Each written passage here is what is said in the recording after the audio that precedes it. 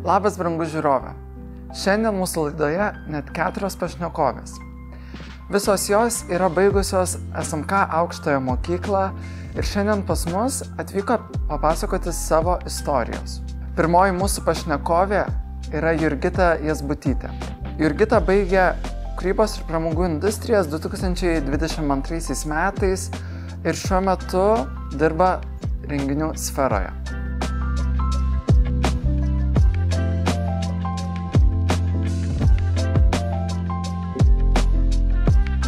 Tai gerai, pradėsiu nuo vardo. Jurgita. Šiaip daug kas nežino mano antro vardo, tai Vilmantė Jasbutytė. Baigiau SMK, tai reiškia kūrybos ir pramogų industrijas.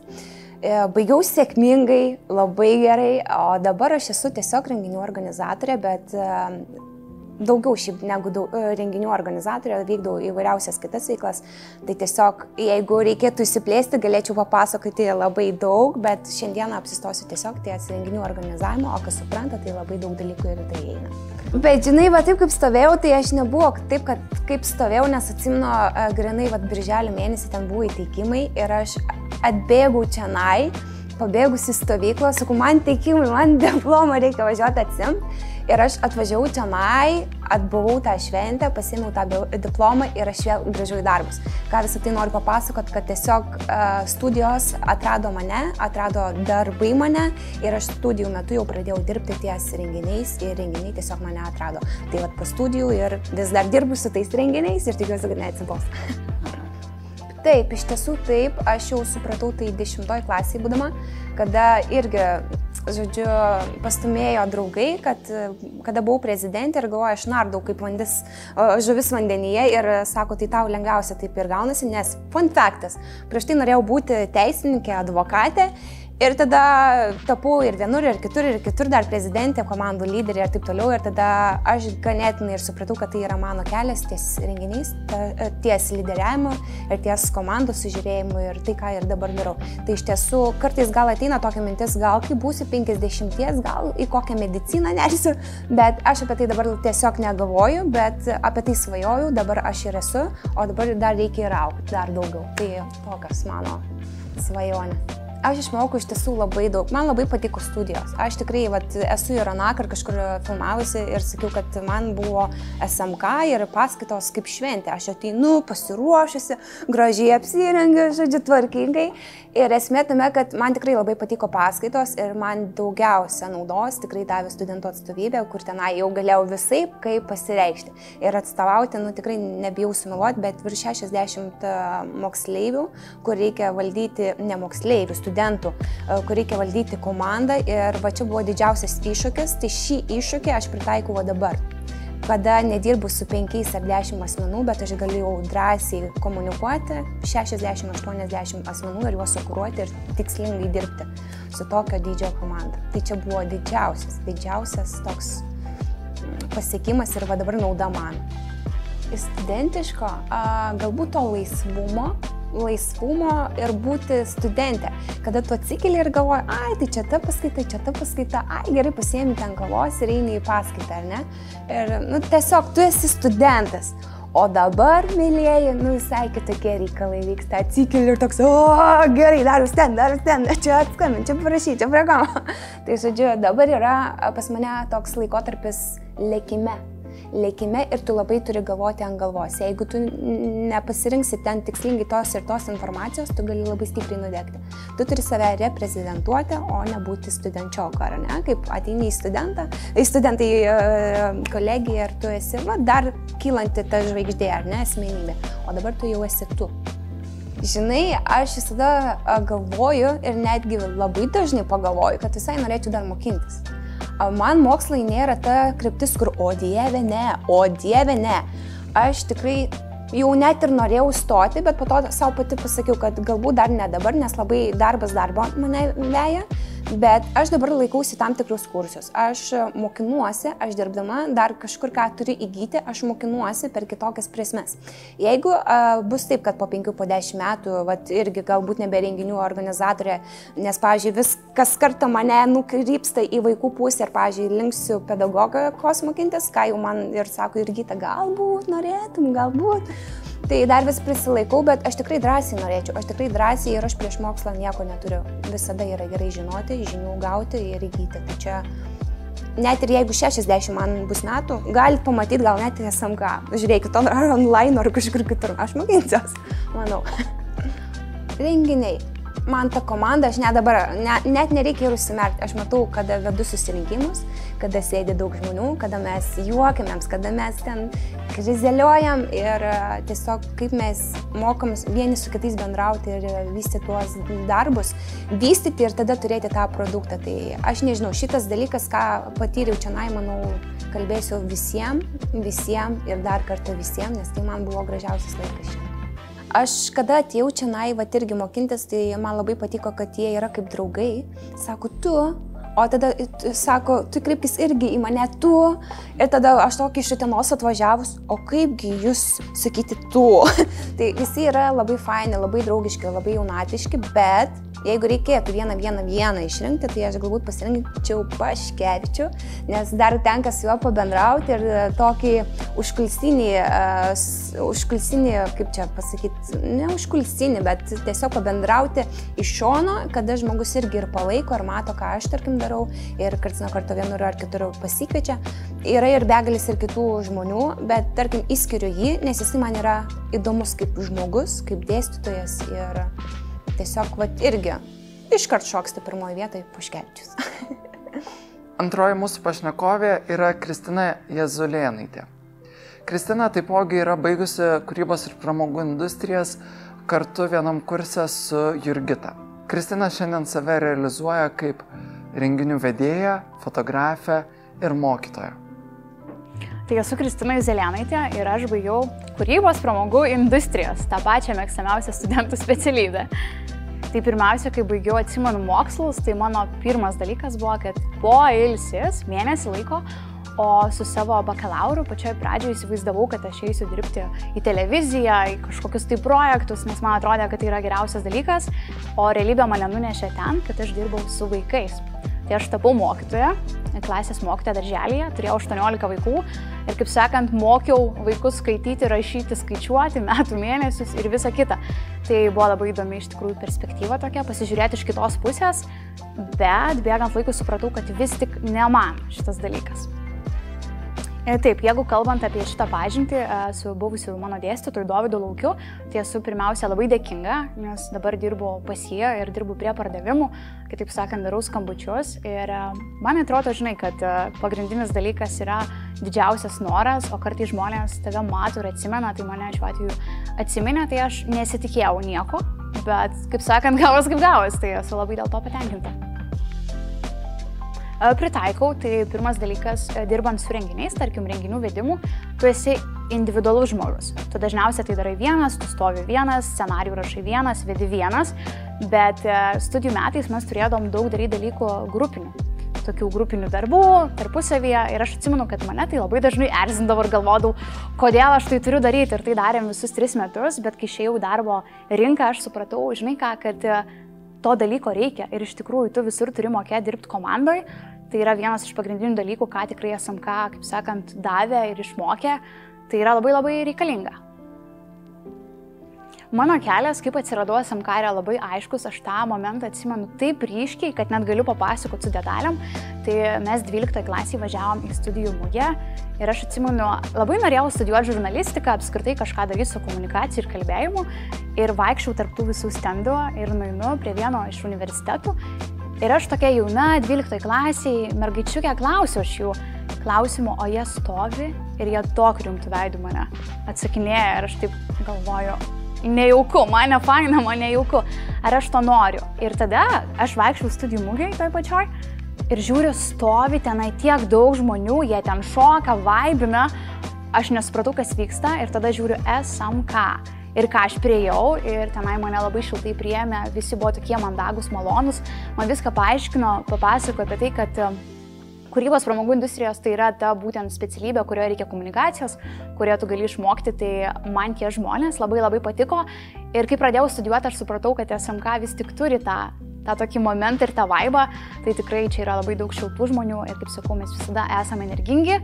tokie norintys daryti, motyvuoti, tai man buvo labai gražu. Tai aš taip atsidūriau SMK, bet šita istorija dar nesibaigė ties tuo, nes mano mama labai prieštaravo ir mano tėvai labai prieštaravo. Tai čia galėčiau paantrinti žmonėm, kurie dar yra jauni ir kurie galvoja, kad tėvų nuomonė yra svarbiausia. Tai tikrai ne. Tai kai aš rinkaus tarp specialybių ten visų universiteto ir kitų kolegijų, tai aš pirmiausia, ką padariau, Lama BPO, tiesiog įkėliau pirmą SMK ir supratau, kad tėvai gali norėti labai daug, bet vaikas vis tiek padarys ten, kur jo širdis nori. Tai taip atsidūriau SMK.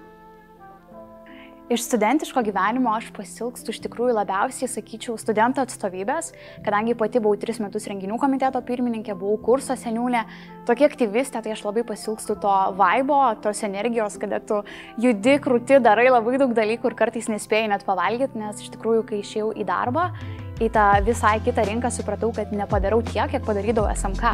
Tai pasilgau tų žmonių ir to tokio faino vaibo. Labai.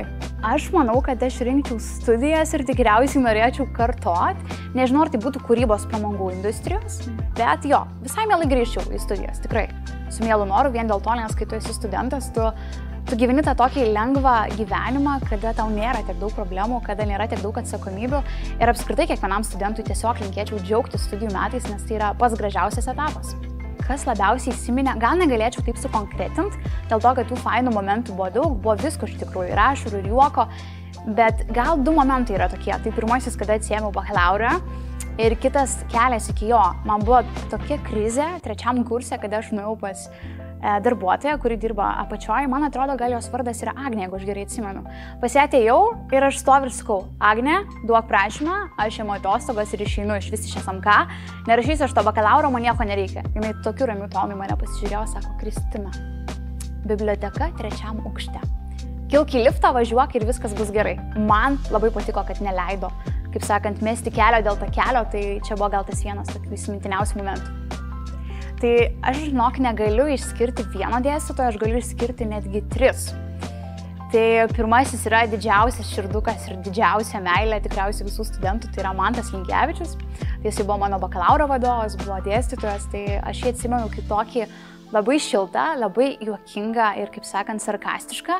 Tikriausiai visi esat girdėję tą jo, blagadarių. Tai jisai man iš tikrųjų įstrigo kaip vienas tokių ryškiausių dėstytojų ir man patiko, kad jisai buvo griežtas, jisai nesitsackino su mumis ir, kaip sakant, buvo disciplina ir aš iš ten išsinešiau labai daug. Tai man tas buvo visiškai vienas top. Tada buvo Erika Vitulskienė, kuri patiko, kad buvo praktikantė ir jinai realiai papasakodavo dalykus, kaip vyko viskas, o ne tik teoretiškai, kad teorija, tai mes tenai turėjom daug praktikos, tai Erika Vitulskienė irgi buvo tokia širdutė. Ir dar viena iš tokių stipriausių dėstytojų, tai jinai mums dėstė 1 kurse, Lina Jakučionienė, tai jinai dėstė komunikaciją. Ir iš tikrųjų iš jos išmokau labai daug, ką panaudoju ateityje. Tai kaip vienas toks dalykas, prieš išsakant kritiką, pirmiausia, tu turi pagirti žmogų. Tai šitie 3 dėstytojai tikriausiai patys geriausi. Ir aišku, studijų vadovas, Raimundas Paškevičius, kaip be jo. 3 mūsų pašnekovė yra Gabija Jokšaitė. Gabija baigė mados ir stiliaus vadybą praėjusiais metais ir šiuo metu dirba marketingo ir pardavimų vadybininkė. Aš esu Gabija ir aš baigiau mados ir stiliaus vadybos programą SMK. Taip, tai kas liečia mano gyvenimą po studijų, tai aš jau 2 kurse pradėjau dirbti įmonėje Treatwell.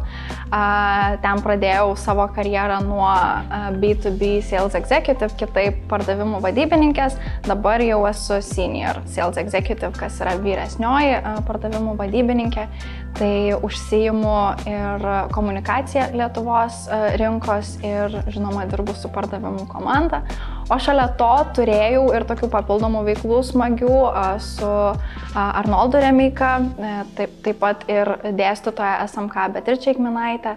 Tai čia buvo tokie mano mini projektai susiję labiau jau su mano programa. Ar tikėjausi? Tikrai ne. Trumpai atsakant, tikrai ne. Kai gavau mokyklos diplomą, stojau į gal 5-6 skirtingas studijų programas ir universitetus. Bet aš visada sakau, kad gyvenimas atveda ten, kur reikia. Tikrai pritaikau viskas, ką išmokau. Tikrai yra... Negaliu išskirti ne vieno dalyko studijų metu, ko negalėčiau pritaikyti gyvenime ir man atrodo socialinių mokslų kolegiją dėl to ir galima pagirti, nes tai nėra tik tais tam, kad išmoktum sausą teoriją.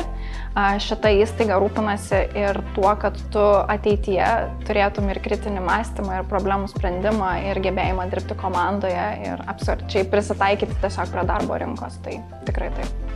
Geras klausimas, kodėl rinkausi SMK. Tai kaip ir minėjau, stojau tikrai daug skirtingų universitetų ir programų, bet labai paprastai atsakant, SMK vienintelė įstaiga, kuri turėjo tokią programą kaip mados ir stiliaus vadyba, kur tu gali nueiti, man mada visada buvo mano sritis ir verslo vadyba visada buvo ta pusė, kur aš visai save matydavau, kaip ir komunikacija, marketingas, meno dalykai ir taip toliau.